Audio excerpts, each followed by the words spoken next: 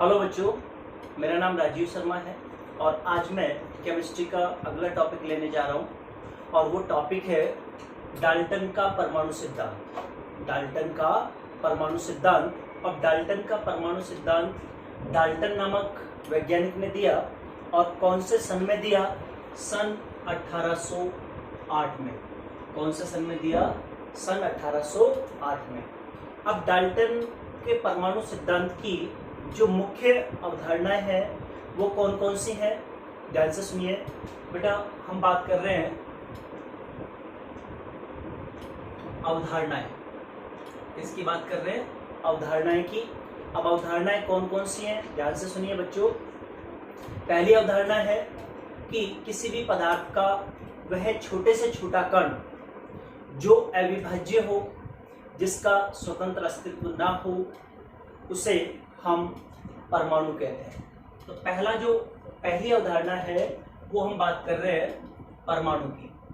किसकी बात कर रहे हैं? परमाणु की। और परमाणु क्या होता है? आप दोबारा सुन लें। किसी भी पदार्थ का वह छोटे से छोटा कण जो अविभाज्य हो, जिसका स्वतंत्र अस्तित्व ना हो, उसे हम परमाणु कहते हैं। ठीक है। परमाणु किसी भी रासायनिक अभिक्रिया की इकाई होता है। परमाणु किसी भी रासायनिक अभिक्रिया की इकाई होता है, ये आपको ध्यान रखना है। ये पहली अवधारणा है। दूसरी अवधारणा की बात करें, नंबर 2, वो है कि एक ही तत्व के सभी परमाणु, एक ही तत्व के सभी परमाणु आकार, आकृति और द्रव्यमान की दृष्टि से समान होते हैं। एक ही तत्व के सभी परमाणु आकार, आकृति और द्रव्यमान की दृष्टि से समान होते हैं, ये आपको ध्यान रखना है। ठीक है। तीसरी अवधारणा की बात करूं, नंबर 3, भिन्न भिन्न तत्वों के परमाणु आकार, आकृति और द्रव्यमान की दृष्टि से भिन्न भिन्न होते हैं। यह डाल्टन की तीसरी अवधारणा है। यह डाल्टन की तीसरी अवधारणा है। चौथी अवधारणा की बात करूं, नंबर 4, परमाणु को ना तो उत्पन्न किया जा सकता है, ना ही नष्ट किया जा सकता है, परंतु उसे एक दूसरे रूप में परिवर्तित किया जा सकता है। यह डाल्टन के परमाणु सिद्धांत की चौथी अवधारणा है। तो बेटा ये अवधारणाएं आपको याद करनी है। डाल्टन के परमाणु सिद्धांत की अवधारणाएं है। ठीक है। अब बात करें डाल्टन के परमाणु सिद्धांत की कमियां। डाल्टन के परमाणु सिद्धांत की कमियां। तो डाल्टन के परमाणु सिद्धांत की कमियों के बारे में बात करें तो पहली कमी यह है कि डाल्टन ने कहा था परमाणु अविभाज्य। परमाणु कैसा है? अविभाज्य। लेकिन परमाणु को तो बेटा सूक्ष्म कणों में विभाजित किया जा सकता है, जैसे इलेक्ट्रॉन, प्रोटॉन, न्यूट्रॉन इत्यादि, इनमें विभाजित किया जा सकता है। इसलिए परमाणु को हम अविभाज्य नहीं मान सकते। ये डाल्टन के परमाणु सिद्धांत की पहली कमी है। ठीक है। दूसरी कमी की हम यदि बात करें, दूसरी कमी यह है बेटा कि समस्थानिक, आप जानते हैं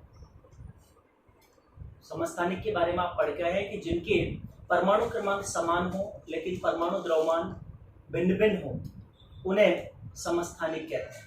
लेकिन बेटा अब समस्थानिकों की बात करें तो अभी बात हुई थी कि एक ही तत्व के सभी परमाणुओं के द्रव्यमान समान होते हैं। अभी मैंने अवधारणा में बोला था। लेकिन समस्थानिकों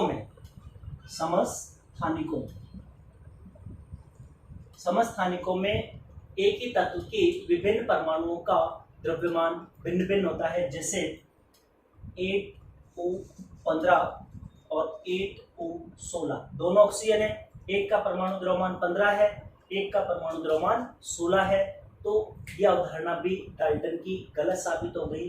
अब मैं तीसरी अवधारणा के बारे में बात करने जा रहा हूँ, तीसरी कमी के बारे में बात करने जा रहा हूँ।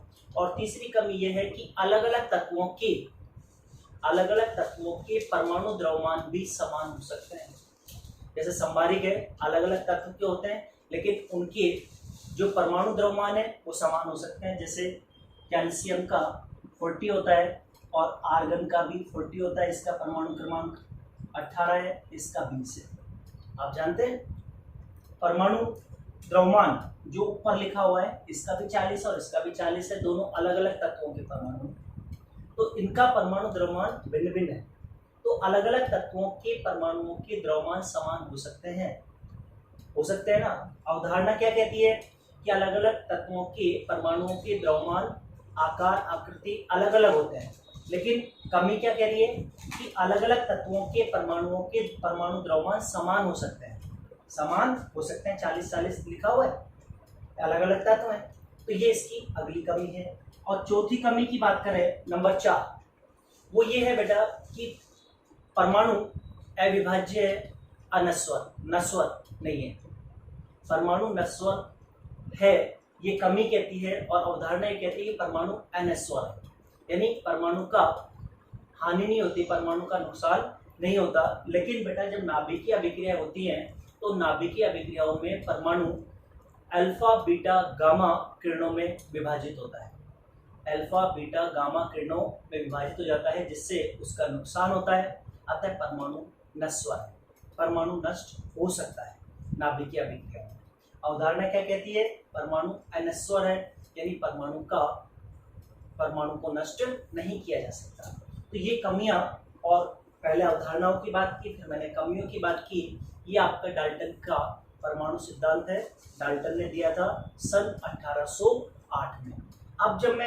अब मैं अगले टॉपिक की बात करने जा रहा हूँ, परमाणु द्रव्यमान और आणविक द्रव्यमान। देखिए तो बच्चों, अगला जो मेरा टॉपिक है वो है परमाणु द्रव्यमान। परमाणु द्रव्यमान किसी भी तत्व का परमाणु द्रव्यमान ज्ञात करना बेटा आसान नहीं है, बहुत कठिन है। जैसे हाइड्रोजन के एक परमाणु का जो द्रव्यमान है, हाइड्रोजन के एक परमाणु का जो द्रव्यमान होता है वो 1.6738 गुणा 10⁻⁻24 ग्राम होता है। ठीक है, तो इनको ज्ञात करना बहुत कठिन है। इसके लिए हम परमाणु द्रव्यमान की परिभाषा हाइड्रोजन के संदर्भ में भी दे सकते हैं, ऑक्सीजन के संदर्भ में भी दे सकते हैं, और कार्बन के संदर्भ में भी दे सकते हैं। और इनके संदर्भ में जब हम किसी भी तत्व के परमाणु का द्रव्यमान निकालते हैं तो उसे सापेक्षिक द्रव्यमान कहा जाता है, तो उसे सापेक्षिक द्रव्यमान कहा जाता है, ये आपको ध्यान रखना है। तो यहाँ पर जो सबसे इम्पोर्टेंट परिभाषा होगी वो होगी कार्बन के संदर्भ में परमाणु द्रव्यमान, कार्बन के संदर्भ में परमाणु द्रव्यमान। अब वो क्या है आपको ध्यान से सुनना है। किसी भी तत्व का एक परमाणु कार्बन 12 समस्थानिक के एक परमाणु के 1/12वें भाग से कितना गुना भारी है। किसी भी तत्व का एक परमाणु कार्बन 12 समस्थानिक के एक परमाणु के 1/12वें भाग से कितना गुना भारी है, उसे उस तत्व का परमाणु द्रव्यमान कहा जाता है। ये परमाणु द्रव्यमान की परिभाषा है। और परमाणु द्रव्यमान की जो इकाई होती है बेटा वो AMU, क्या होती है, AMU। परमाणु द्रव्यमान की जो इकाई होती है वो AMU है, और AMU का मीन होता है एटॉमिक मास यूनिट, परमाणविक द्रव्यमान इकाई। हिंदी में कहते हैं परमाणविक द्रव्यमान इकाई। हिंदी में क्या कहते हैं, परमाणविक द्रव्यमान इकाई कहते हैं AMU को, और इंग्लिश में क्या कहते हैं, एटॉमिक मास यूनिट। आपको ध्यान रखना है। अब यदि AMU को आप ग्राम में कन्वर्ट करें, AMU को किस में परिवर्तित करना है, AMU का ग्राम में परिवर्तन, AMU का ग्राम में परिवर्तन करना है। तो देखो एक AMU बराबर 1/12 कार्बन 12 समस्थानिक के एक परमाणु का द्रव्य। मैंने कहा था परिभाषा में, किसी भी तत्व का एक परमाणु कार्बन 12 समस्थानिक के एक परमाणु से, दोबारा सुन ले, किसी भी तत्व का एक परमाणु कार्बन 12 समस्थानिक के एक परमाणु के 1/12वें भार भाग से कितना गुना भारी है उसे उस तत्व का परमाणु द्रव्यमान कहते हैं। तो 1/12 C12 समस्थानिक के एक परमाणु का द्रव्यमान, उसका 1/12वां भाग लेना है, ठीक है। और C12 ये जो मैंने 12 लिखा है ये कार्बन का परमाणु द्रव्यमान है, लेकिन ये 1 मोल का है और 1 मोल में परमाणु की संख्या होती है 6.022 गुणा 10⁻23।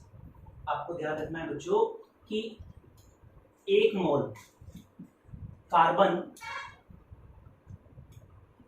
1 मोल कार्बन परमाणुओं का द्रव्यमान कितना है? 12 ग्राम। कितना है? 12 ग्राम। तो एक परमाणु का कितना होगा?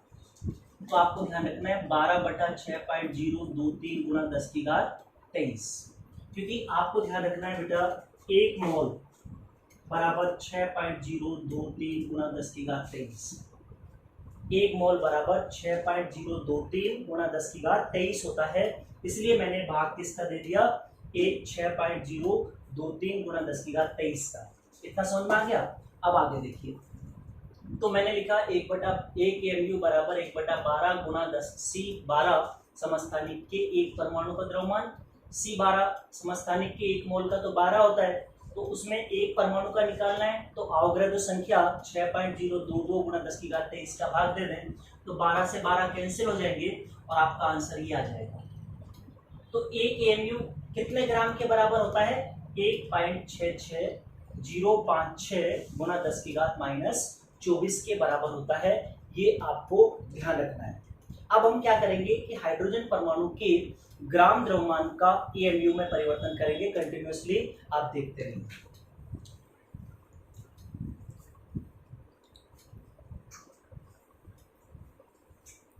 आगे मैं बात करने जा रहा हूं हाइड्रोजन के ग्राम द्रव्यमान का AMU में परिवर्तन। हाइड्रोजन के ग्राम द्रव्यमान का AMU में परिवर्तन। अभी आप पढ़ के चुके हैं बेटा कि 1.66 गुणा 10⁻24 ग्राम कितने AMU के बराबर है? 1 AMU के बराबर है। और हाइड्रोजन के एक परमाणु का द्रव्यमान कितना होता है? 1.67 गुणा 10⁻24। इतना ही बताया था। हाइड्रोजन के एक परमाणु का द्रव्यमान 1.67 गुणा 10⁻24 होता है। ये किसमें? ग्राम में। तो इसको कन्वर्ट करना है AMU में, तो 1/, ये तो बटा में आ जाएगा 1.66 गुणा 10⁻24, और ये उधर गुणा में आ जाएगा 1.67 गुणा 10⁻24। इसको जब हम सोल्व करते हैं बेटा तो आपका आता है 1.0080 AMU। 1.0080 AMU। ये आपके सामने मैंने हाइड्रोजन का जो ग्राम द्रव्यमान होता है 1.67 गुणा 10⁻24 ग्राम, उसको AMU में कन्वर्ट कर लिया। ये इस तरह से अपन AMU में इसका परिवर्तन कर सकते हैं। तो आपको ये समझ में आया? अब मैं जो आगे बात करने जा रहा हूं हाइड्रोजन का AMU से ग्राम इकाई में परिवर्तन, वो देखिए।